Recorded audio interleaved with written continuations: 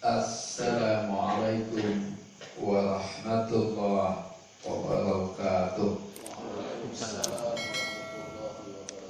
Alhamdulillah hamdan katsiran tayyiban mubarakan fih kama yanbaghi li jalalihi wa 'azimi sultanih. Wa sallallahu ala sayyidina Muhammadin wa ala alihi wa sahbihi.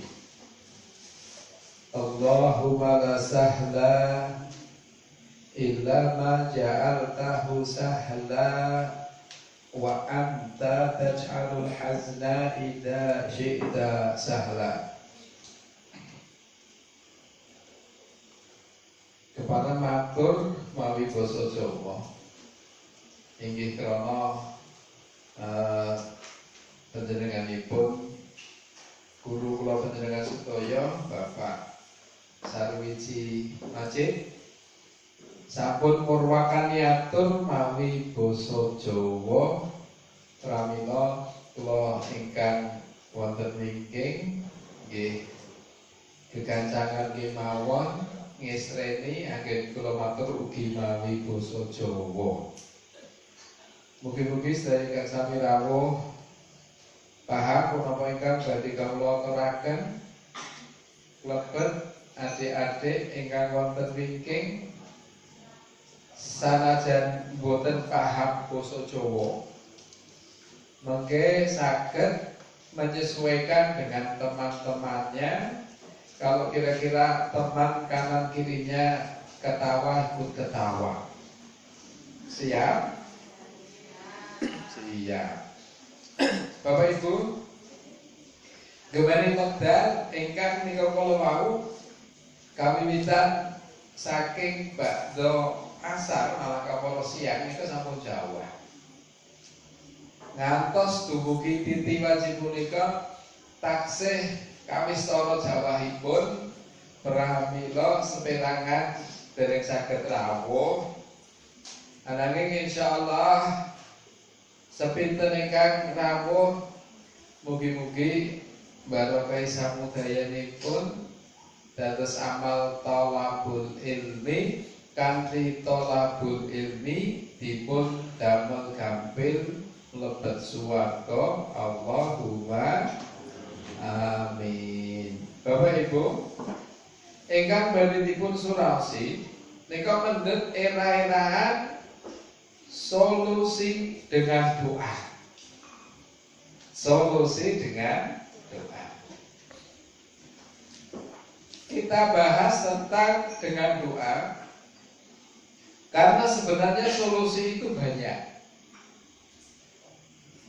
Saya sudah kumpulkan ada sekian belas solusi. Solusi dengan doa, solusi dengan istighfar, solusi dengan taubat, solusi dengan amal soleh, solusi dengan takwa, solusi dengan tawakal, solusi dengan sedekah dan lain-lain dan lain-lain. Di kesempatan yang singkat ini baru kita bahas satu, solusi dengan doa. Membahas tentang solusi satu hal yang sangat penting. Kenapa? Salah satu alasan yang paling urgen adalah hidup ini memang dihadapkan pada kesulitan.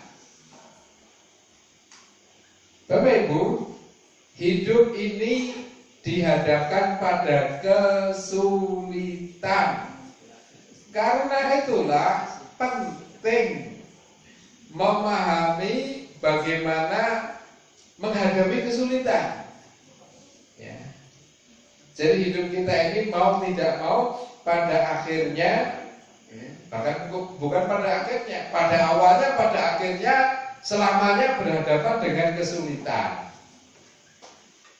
Yang saya sampaikan ini didasari apa yang difirmankan Allah Subhanahu wa ta'ala. Allah berfirman, A'udzu billahi minasyaitonir rajim. laqad khalaqnal insana fi kabad. Surat Al-Quran Al-Balad. Laqad khalaqnal insana fi kabad. Sungguh, ini kalau kita cermati dari bahasa Arab, ya, ada huruf qad, laqad, ya. Jadi ada harfu takkid, pertama lam, kedua qad, laqad.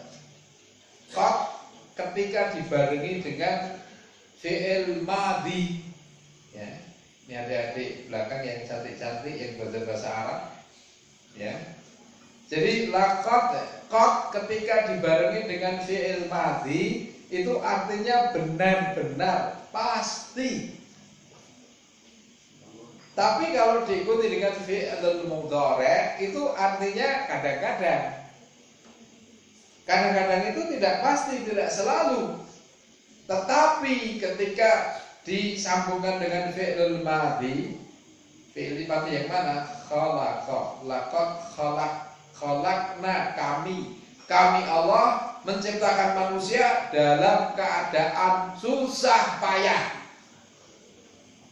Bapak Ibu, Allah pastikan bahwa manusia ini dicipta dalam keadaan susah payah, pasti menghadapi kesusahan, pasti menghadapi kepayahan.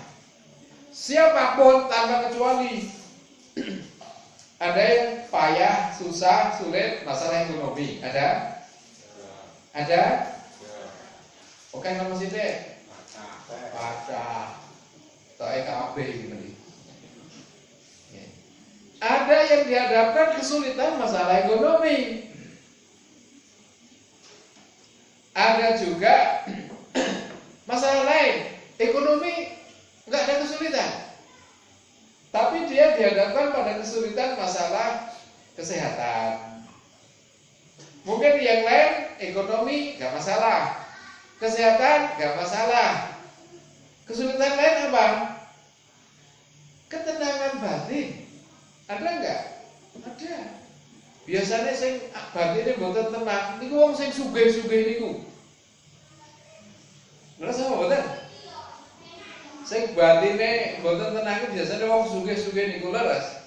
Kadang sing yo Ketoke jenengan dereng tau sugih dadi yo ora iso memahami. Orang tau ngrasake sugih kok. Nggih, Bapak Ibu, ini pernyataan Al-Qur'an surat Al-Balad, laqad khalaqnal insana fi kabad. Sungguh Allah ciptakan manusia dalam keadaan susah payah, tanpa kecuali semuanya kesusahan, semuanya kepayahan. Cuma bentuk kesusahannya, kesulitannya beda-beda. Ada masalah ekonomi, ada masalah kesehatan, ada masalah ketenangan, ada masalah macam-macam. Masalah ekonomi ada dua, Pak. Enek sing kurang duit, enek sing kokan duit. Lah panjenengan ekonomi masalah koken apa kurang? Koken apa kurang? Kurang. Aja batur-batur. Jadi yang kekurangan ekonomi itu juga kesulitan. Mungkin dia bertanya, sesuk sing tak pangan apa? Sesuk sing tak pangan apa? Mergane pripun? Sing arep dipangan sesuk saiki urung genah, mbok pentuke kok ngendi? Kita yang model ngeten iki enten mriki ya. Niki ra teko iki Gusae. Niki enten wong sugih kesulitan masalah ekonomi, pertanyaannya sama, sesuk sing tak pangan apa? Loh, kok iso? Saged. Sing sepisan mau sesuk sing tak pangan apa, mergo arep dipangan sesuk saiki urung ana tur ya urung genah. Mbuh entuke kok ngendi? Sok ya entuk, sok ya ora. Nek sing nekoke sesuk sing tak pangan apa? Nggih, saking wong-wong sing sugih mergo arep dipangan sesuk kabeh wis dirasake sadurunge ki wis. Dadi guran mangane bingung, golek kuliner ngendi. Kuliner kono dicoba, kono dicoba, bingung. Sesuk sing tak pangan nopo, kabeh wis dipangan. Saking bingungnya ora gol sesuk sing tak pangan nopo, sesuk sing tak pangan. Kita gitu pengalaman. Nah mungkin. Wong sugih gleduk, duwite nempe-nempe, meh kabeh wong wis diapusi. Terus mula pitakone sesuk sing tak pangan. Sapa? Nauzubillah. Bapak Ibu, begitulah kenyataan bahwa manusia itu dihadapkan pada kesulitan. Surat Al-Balad ayat 5. Yang panjenengan ningali, baik ketoke ora tahu kesulitan. Nah, mila tiyang Jawi masani urip mung wang sinawang. Urip mung wang sinawang. Enten sing masani wang sinawang, enten sing masani sawang sinawang. Nggih, sawang sinawang niku nyawang niku napa? Delok. Nggih ta nggih? Dadi urip ki mung delok men.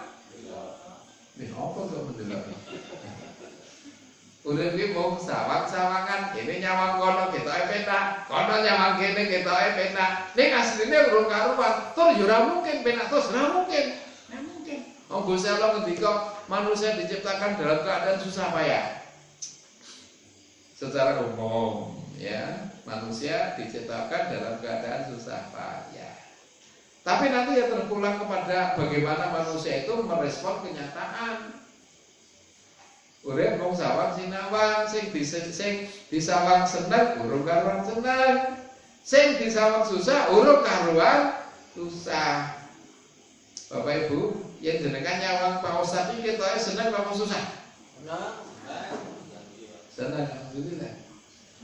Ya, senang. Dan kita supaya senang, terus menerus senang. Di sini senang, di sana senang, di mana-mana hatiku senang. Karena kita tahu buat apa susah. Susah itu susah itu tak ada gunanya. Bapak Ibu kita lanjutkan. Itulah kata dari semua orang dihadapkan pada kesusahan. Ya. Tak ada manusia yang terlahir sempurna, betul? Ya, jangan kau sesali apa yang telah terjadi. Kita mesti pernah mendapatkan cobaan yang berat, seakan hidup ini tak ada artinya lagi. Betul? Tak ada manusia yang terlahir sempurna. Terus, monggo ujian kita orang ngantuk. Jangan kau sesali segala yang telah terjadi. Kita meski pernah dapatkan cobaan yang berat, seakan hidup ini tak ada artinya lagi. Pak Yasmin bisa nembang boleh? Senangnya selimut putih biasanya. Wah, selimut putih. Gue ya tembang kematian, Pak. Selimut putih. Ya, baik Bapak Ibu, begitu Demasif telah menggambarkan bahwa hidup ini semuanya dihadapkan pada kesulitan. Namun, alhamdulillah di balik kesulitan ada kemudahan. Selalu ada solusi. Itulah yang Allah jelaskan. Fa inna ma'al usri yusra, inna ma'al usri yusra. Sesungguhnya bersama kesulitan ada kemudahan. Ini yang orang-orang mengatakan, ya, badai pasti berlalu. Semua akan indah pada kapan? Nah, ya. Semua akan indah pada waktunya, yakin. Jadi yang namanya badai itu tidak selamanya badai. Badai pasti berlalu. Ya, bahkan nanti setelah hujan deras akan muncul apa Pak? Yang di sebelah sana itu pelangi yang berwarna indah. Setelah gelap-gelap puncak kegelapan ada cahaya yang terang benderang. Hidup itu seperti itu. Dan Di balik kesulitan yang ada, Allah siapkan beberapa solusi. Salah satunya adalah solusi dengan doa. Pada pengantar sudah kita jelaskan, solusi itu bisa macam-macam. Ada sekian belas solusi yang bisa kita jelaskan di kali lain. Di kesempatan ini adalah solusi kesulitan dengan doa. Didasarkan pada hadis Imam At-Tirmidzi rahimahullah, ya. Dalam hadis Tirmidzi disebutkan satu riwayat, la taruddul khada'a illa ad-du'a. La yaruddul khada'a illa ad-du'a. La yaruddul khada'a illa ad-du'a. Tidak ada yang mampu menolak qada, tidak ada yang mampu menolak takdir kecuali doa. Perhatikan baik-baik. Dalam bahasa Arab ini jangan semata-mata dipegangi berdasarkan sudut pandang bahasa doktil. Kalau sudut pandang bahasa di sini ada penjelasan illa harful istisna, huruf untuk memberikan pengecualian. Tidak ada yang mampu menolak takdir kecuali hanya doa. Itu terjemahnya begitu. Ini yang dimaksudkan adalah betapa doa itu amat sangat hebat, amat sangat kuat dalam menolak takdir-takdir yang buruk. Bukan pembatasan yang bisa menolak takdir hanya doa, bukan. Ini penegasan betapa hebatnya doa bisa menolak takdir, gitu. Ya, Bapak Ibu dan Ikhwah, doa bisa menolak takdir itu nanti, masya Allah, ya. Ada relevansinya dengan beberapa ayat Al-Quran.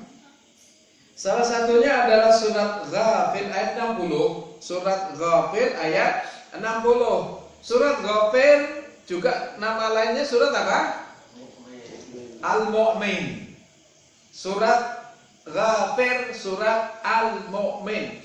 Memang Al-Quran, ya, nama-nama Al-Quran kadang berbeda-beda.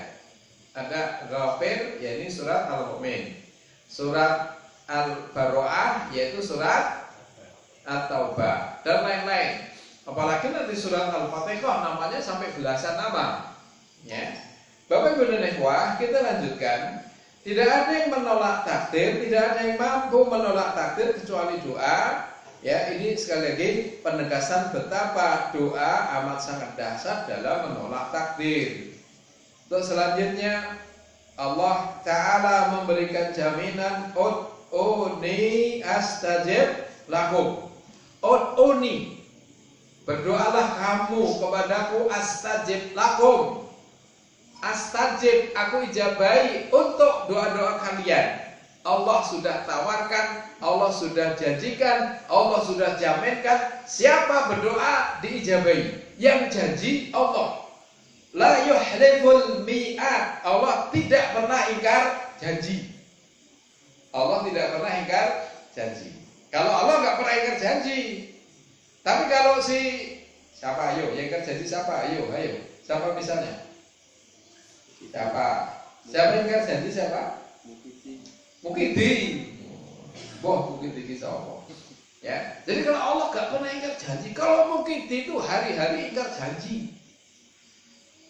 Nek kok dimaksud Mukidi sapa ya? Wis pokoknya sing gawe ingkar janji itu Mukidi. Ini mboten Pak Mukidi weru. Kok jojo bener kandange Pak. Ini disebut Pak Hasan jadi ingkar janji. Mukidi itu termasuk anonim. Ya, name but no name. Ya. Nama tapi bukan nama. Wallahu a'lam bishawab. Bapak Ibu, Allah tidak pernah ingkar janji. Yang Allah janjikan pasti benar. Siapa minta dikabulkan. Siapa minta dikabulkan. Terlebih permintaan seorang hamba, dia dalam keadaan mudtar itu dalam keadaan yang darurat. Nanti kali lain kita jelaskan khusus dahsyatnya doa mudtar, doa dalam kondisi darurat. Seseorang yang ketika dalam keadaan darurat dia berdoa, maka doanya diijabahi. Kali lain saya terangkan ini ya. Bapak Ibu dan Ikhwah, doa ini amat sangat dahsyat Karenanya Syekh Muhammad Ibnu Shalih Al-Utsaimin rahimahullah dalam Syarah Riyadhis Shalihin beliau mengatakan fa idza da'al insan rabbah fi hali daruratin muqinan anallaha yujibuhu wa innallaha ta'ala yujibuhu. Jika seseorang berdoa kepada Rabb-nya dalam keadaan darurat, dalam keadaan terpaksa, dalam keadaan terdesak, ia yakin bahwa Allah akan mengabulkan doanya, maka pasti Allah akan mengabulkan doanya. Di sini Syekh Al-Utsaimin rahimahullah mengingatkan kita ketika kita berdoa ini agar dibarengi dengan apa? Dengan keyakinan, yakin, optimis kan gitu. Ya, berdoa itu dituntut adanya keyakinan, doa itu dituntut adanya rasa optimisme. Logikanya begini. Ketika seseorang optimis, lebih-lebih mengulang dan mengulangnya lagi, maka ya Allah yang diminta itu akan selalu memberikan ijabah. Bahkan dalam satu riwayat diterangkan innallaha yastahyi, Allah malu an abdihi idza rafa'a ilaihi yadayhi ayyarudahuma syifran. Allah malu kalau hambanya mengangkat tangan lalu mengembalikannya dalam keadaan hampa. Allah malu, Bang. Jadi Allah itu memiliki sifat al-haya, malu. Malu yang bagaimana? Kalau hambanya minta tidak diijabahi, malu. Maka termasuk trik agar doanya diijabahi, yuk kita membuat malu Allah. Gimana kira-kira? Membuat Allah malu gimana caranya? Gimana caranya? Ayo, kita membuat agar Allah malu. Gimana caranya? Kita banyak berdoa. Ya, dan di situ secara letterlet rafa'a ilaihi yadahi, mengangkat kedua tangannya. Jadi berdoa dengan mengangkat kedua tangan itu menjadikan Allah malu. Malu kalau tidak mengijabahi. Sebenarnya secara umum berdoa dengan raf'ul yadain ini sunnah. Ya. Maka saya Abu Bakar Jabir Al-Jazairi menulis buku Min Sunanil Huda Raf'ul Yadain Fid Du'a. Termasuk sunnah Nabi, sunnah yang dicontohkan Nabi, berdoa dengan mengangkat tangan. Ya, berdoa dengan mengangkat tangan. Ya. Jadi riwayatnya ya berdoa dengan mengangkat tangan. Selebihnya kalau kemudian setelah mengangkat tangan mengusapkan wajah, itu suka-suka. Itu termasuk bisa juga itu pengalaman spiritual masing-masing. Jadi pengalaman pengalaman spiritual masing-masing, mungkin berdasarkan adat budaya tradisi setempat, atau bisa itu satu amalan spontan. Itu tidak ada masalah, ya, mengusap muka tidak ada masalah. Dalilnya apa? Ada dalil umum yang tidak khusus seperti ini ada. Apa itu? Setiap kita mau tidur supaya membaca ayat-ayat muawwidzat, betul? Betul. Apa ayat muawwidzat? Misalnya An-Nas, Al-Falaq, Al-Ikhlas, kemudian ayat kursi, kemudian ditiupkan, kemudian diusapkan ke tubuh, dimulai dari wajah, kemudian di bagian sebelah kanan. Secara umum mengusapkan boleh, gak ada masalah itu, gak ada masalah. Ya, yang penting tidak mewajibkan setelah berdoa mengusap wajah. Itu ada perasaan tersendiri gitu. Sama kayak orang-orang tertentu, lihat aja. Misalnya bukan masalah berdoa mengusap wajah ya. Ada hal-hal yang itu dilakukan secara spontan. Misalnya setelah jabat tangan kemudian memegang dada itu sebenarnya ekspresi gitu loh, spontan ya. Jabat tangan itu tulus tekan seko jeruning nanti mulai sing dicekel napa nih? Duduk enggak ada masalah, baik-baik saja dong. Cuma gitu kok disoal gitu. Ya, yang itu nggak usah disoal. Kembali persoalan Bapak, Ibu dan Ikhwah, Allah Subhanahu wa taala memberikan janji dan jaminan bagi hamba yang berdoa akan mendapatkan ijabah, mendapatkan pengabulan. Bapak Ibu, terkabulnya doa dan atau dahsyatnya doa itu selalu terjadi dan berlaku dari zaman ke zaman, dari umat ke umat, tidak hanya para nabi dan rasul, tidak hanya orang-orang soleh, orang-orang hari ini pun begitu.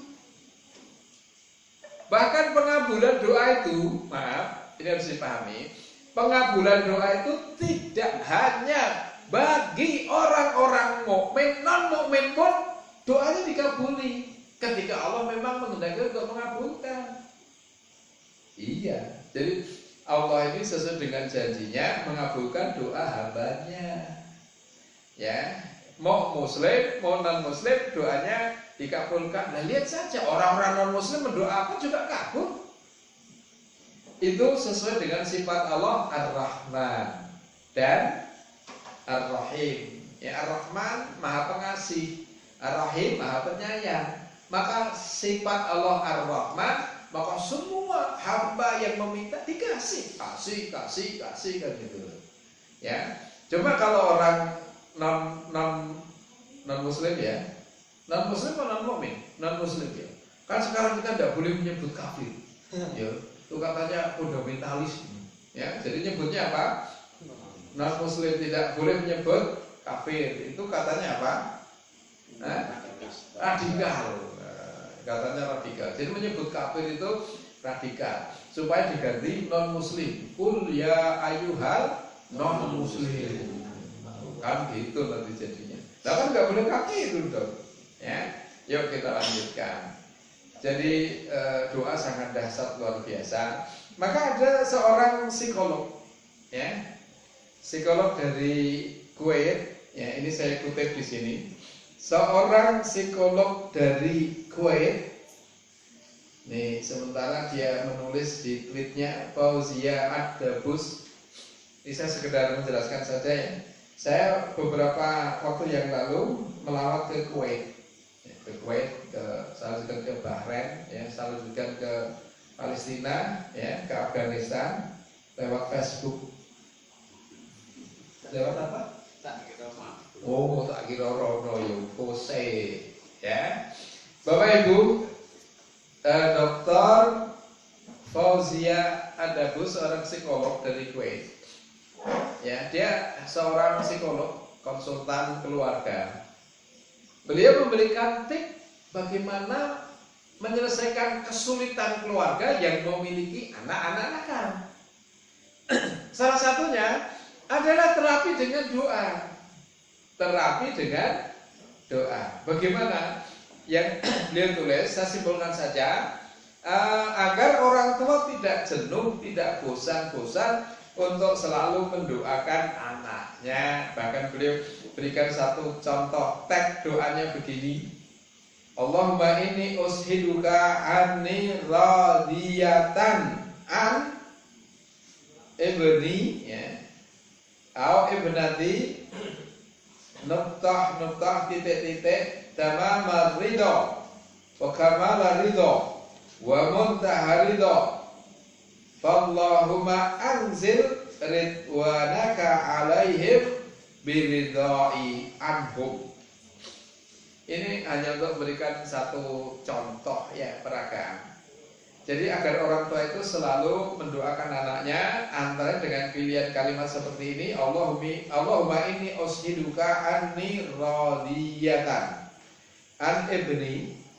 Ya Allah, aku bersaksi kepadamu bahwa aku ridho kepada anakku, disebut namanya, ya, anak laki-lakiku, au ibnati, atau anak perempuanku, sebut namanya, tamam ridho, ya, tamam, keridhaan yang sempurna, wa kamala ridho, ya, kamal, tamam artinya juga kamal, ya, artinya juga kamal, sempurna, wa muntaha ridho, puncak segala keridhaan, ya, Allahumma anzil ridwanaka alaihim. Allahumma ya Allah, turunkan keridhoanmu padanya sebagaimana aku telah meridhoi mereka. Ada pesan Bapak Ibu dan Ikhwan, pesan dari Fauzia Adabus, doktor ya, psikolog dari Kuwait ini tadi. Salah satu di antara treatment, salah satu di antara ikhtiar terapi anak-anak nakal itu supaya satu didoakan dengan menyebut namanya, dua diridhoi, artinya diikhlaskan atas apa yang dia lakukan. Oh kalau itu didukung, bukan, ya, diikhlaskan gitu loh. Contoh begini, contoh ya, contoh anak nakal umpamanya apa? Misalnya apa? Nah, kalau santriwati ini ada nggak yang nakal? Hah? Ada nggak? Kalau ada jangan kacau. Loh, jangan kacau bilang-bilang. Misalnya anak nakal, wah anak senengnya jipui duit gitu. Oh kan gitu. Senengnya jipui duit.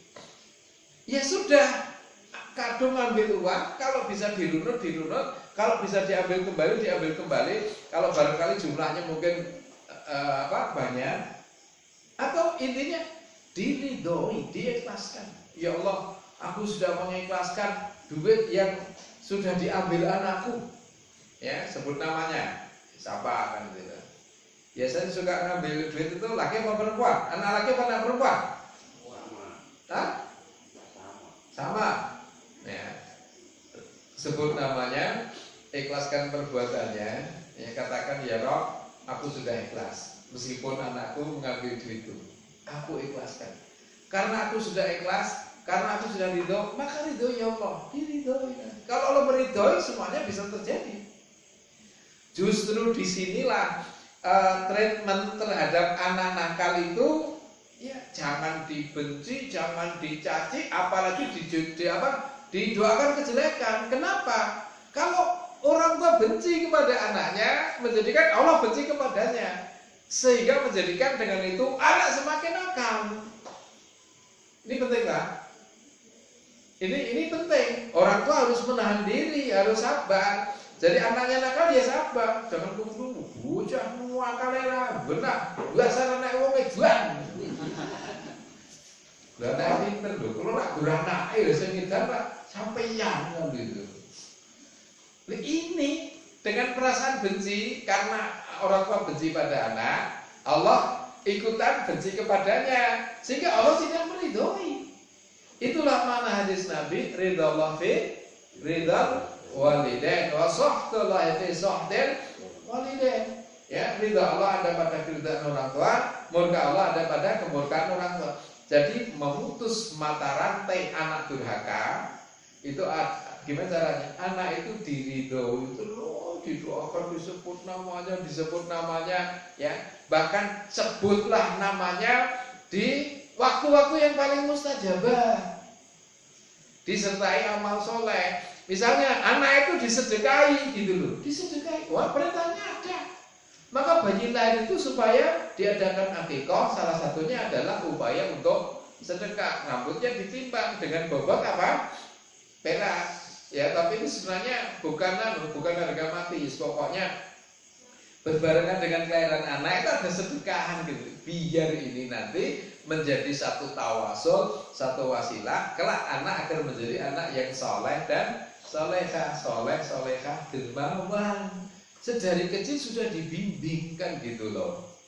Bapak Ibu dan ikhwah, doa orang tua ini sangat dahsyat. Karena itulah dalam satu hadis baginda Rasulullah Sallallahu Alaihi Wasallam bersabda, "Dalasu da'awat mustajabah."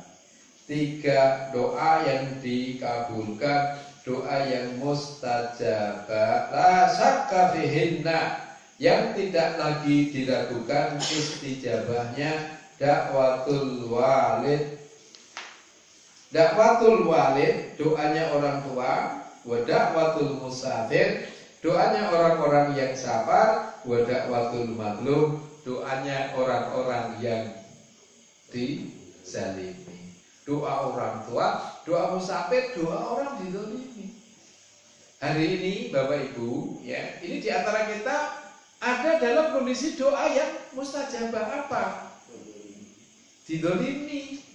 Ya, apa? Musafir. Apa? Kita sebagai orang tua, ini doanya makbul. Maka hari ini kezoliman itu sangat sudah merajalela. Ya, orang-orang soleh, orang-orang baik, orang-orang mulia, bahkan ustaz-ustaz, ulama-ulama yang didolimi. Maka fattaku da'watan mazlum. Ya, hati-hati terhadap doanya orang-orang yang didolimi. Fa'inahu laisa bainahu wa bainallah hijabun. Orang yang didolimi itu antara dirinya dengan Allah tidak ada pembatas, langsung didengar. Hati-hati. Ya, itulah yang dikatakan luhumul ulama'i masmumah. Dagingnya ulama itu beracun. Hati-hati. Maksudnya apa sih? Ulama kalau dinodai, itu racunnya akan kemana-mana, akan mengenai ya banyak. Akan menimbulkan fitnah banyak orang. Hati-hati terhadap ulama, hati-hati terhadap kiai, hati-hati terhadap para orang-orang yang soleh, doanya makbul. Saya kira demikian Ibu, Bapak dan Ikhwan. Satu poin sudah kita bahas, ya, solusi dengan doa. Yakin dengan doa ini ada menjadi satu wasilah, satu sebab terselesaikannya problem, ya, dengan doa. Ya, jangan pesimis, jangan kecil hati, jangan bosan, jangan jenuh, jangan lelah, berdoa dan terus berdoa. Ya, karena dalam doa ada senjata. Sehingga dalam satu riwayat dikatakan doa silahul mu'min. Doa itu senjatanya orang-orang beriman. Kita gunakan senjata. Senjata itu menjadi pamungkas atas satu persoalan. Ya, misalnya senjata itu sebut saja senjatanya petani traktor. Ingin garap sawah pakai traktor, pakai senjata. Ya, pakai senjata. Jangan garap sawah cuma pakai tangan doang. Ya bisa, tapi alangkah lamanya. Ya, maka kita gunakan doa sebagai senjata. Saya kira demikian. Masih ada waktu 15 menit. Mari kita diskusikan. Wallahu minkum subhanaka Allahumma bihamdika asyhadu an la ilaha illa anta astaghfiruka wa atubu ilaik. Assalamualaikum warahmatullahi wabarakatuh.